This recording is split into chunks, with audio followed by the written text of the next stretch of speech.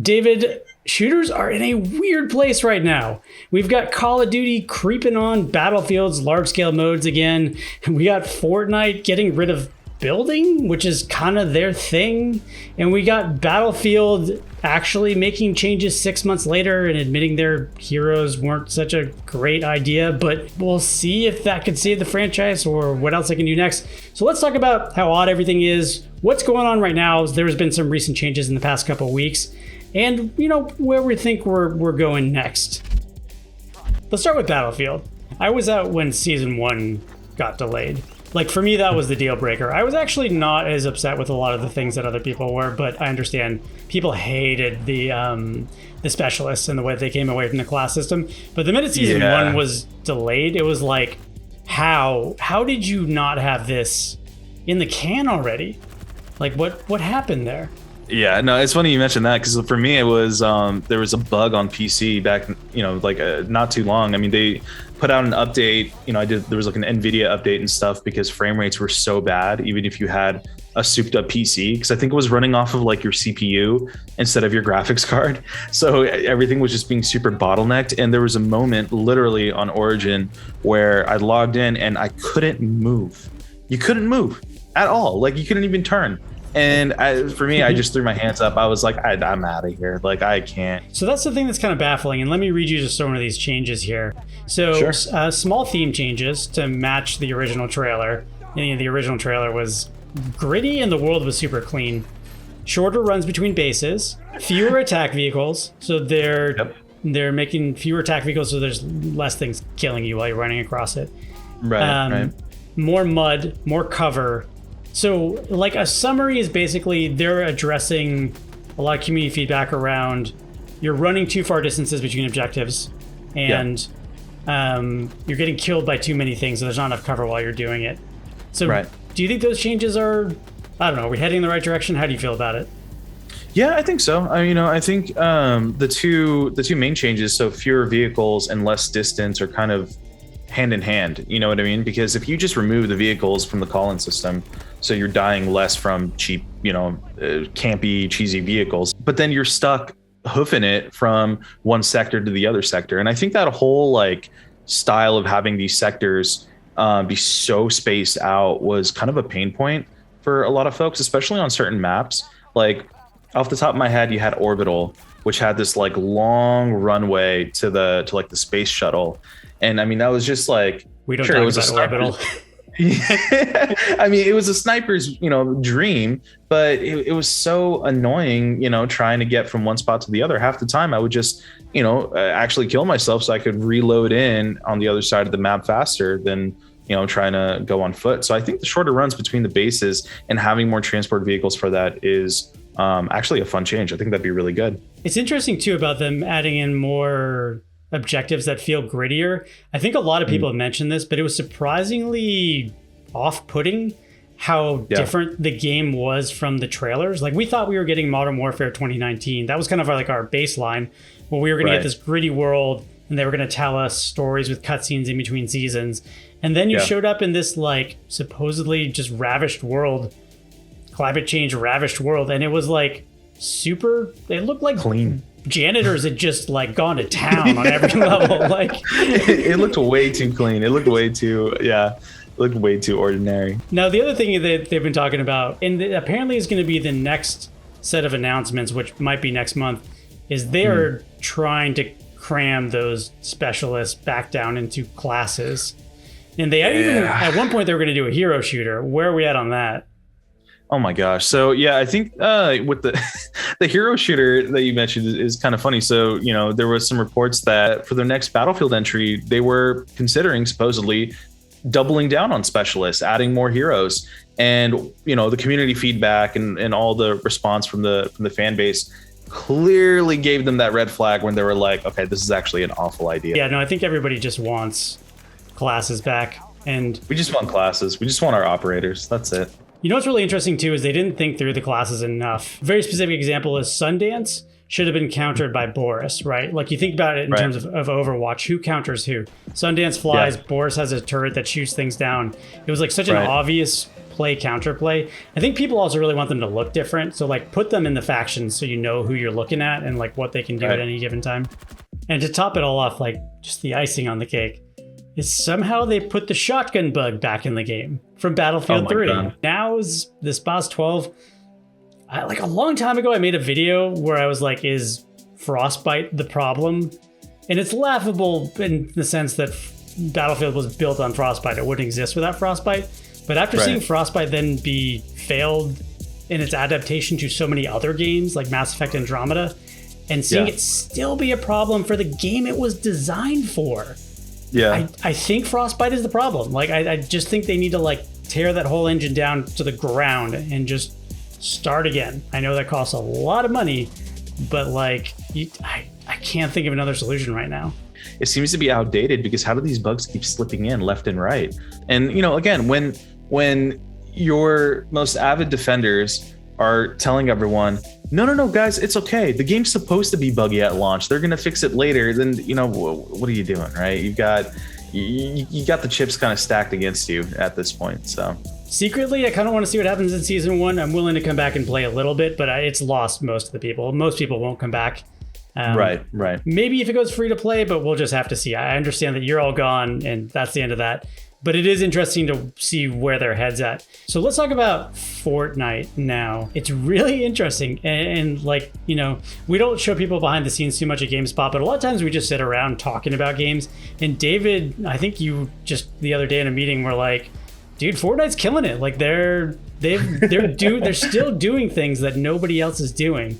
What are your thoughts on this no building mode? So I think that the no building mode is just a gift from Epic right now, at least for people like me, you know. And the main thing about no building is that it both addresses two things in my mind. One, it addresses the fact that Epic is very versatile, for better or worse, depending on, you know, how well they're able to adopt to certain trends. Like really quickly, as a quick side note, you know, Among Us was such a very popular game, and Fortnite kind of blatantly like almost plagiarized it. And so there's some areas of Epic's like quick on the cuff pivots that I'm not really too fond of, because it seems like they're just stealing other people's better ideas. But on the other end, it also shows that there's add one thing there. It actually started as a tower defense game because that's what was popular when it started, and it changed on a dime to Battle Royale. It changed on a dime because of PUBG, right? It was, I think PUBG like took off, and so Fortnite was like, oh, here we go.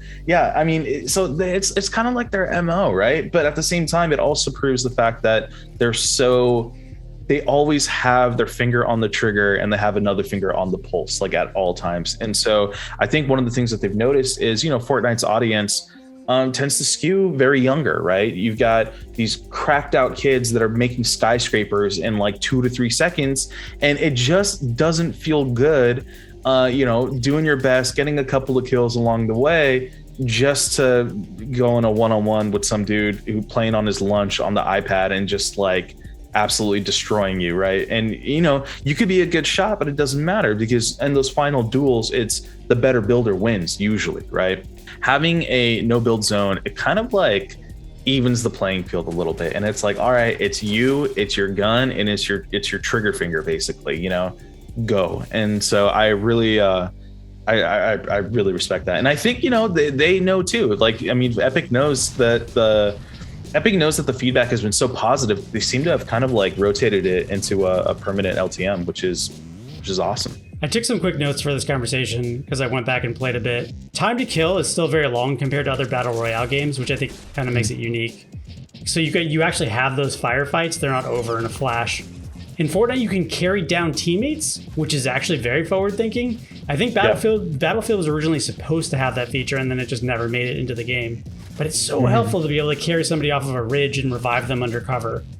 And then they have PvE, player versus environment, and a ton of activities to do outside of just the Battle Royale. But like, if you're not trying to win a Battle Royale game, it can get very boring, or if you just don't have the skill to win. But like, they have all this stuff you can do, and you don't even have to worry about winning. Weirdly, like, they've started also doing that thing they do. You just said it a minute ago. They started becoming like other games a bit more, taking their ideas. So tack sprints in the game, revive stations are in the game.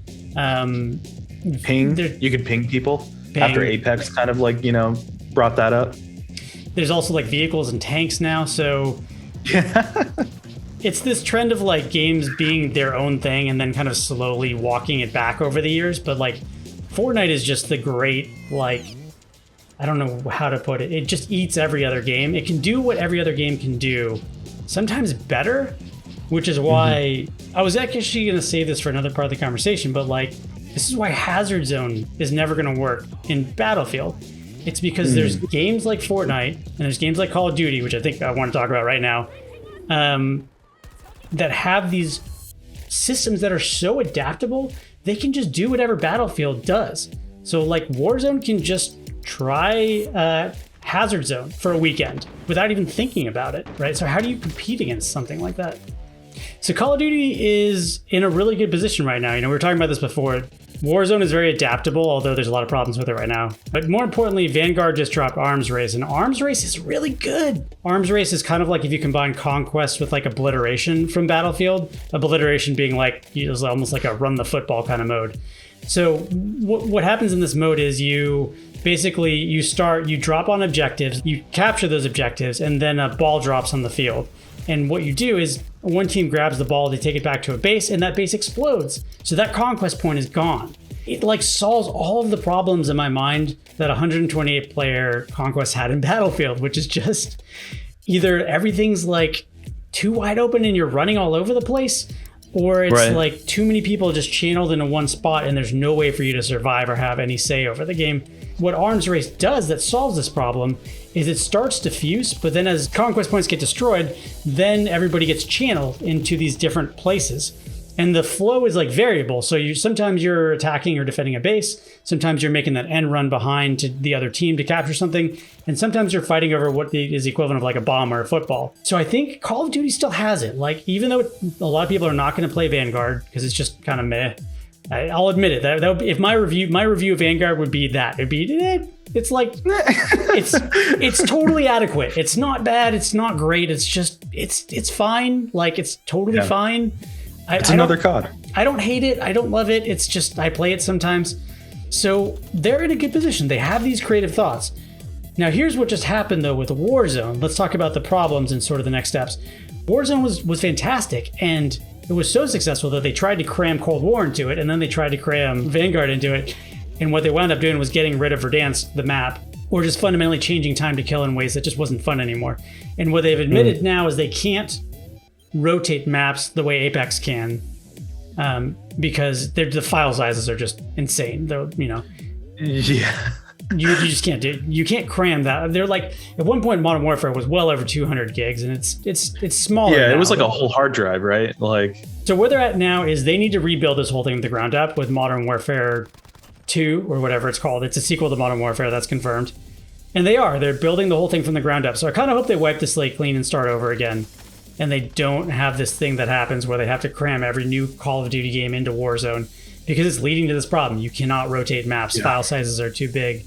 People who don't like Vanguard suddenly, or Cold War, suddenly got ejected from their favorite, like, Call of Duty game, which was, let's be honest, Warzone was Modern Warfare 2019. It was all of the same maps in one map. So that's kind of where we're at on that. We're never going to get, or at least not in the near future, we're not going to get like things like field of view slider, and we're not going to get rotating maps.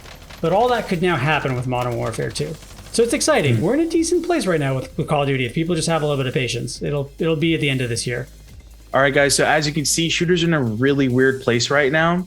We just broke down Call of Duty, Fortnite, and Battlefield, and we want to hear your guys' hot takes. So hit us with those comments, like and subscribe. We'll feature some of your comments next week, and let us know. All right. Thanks, everybody, for watching.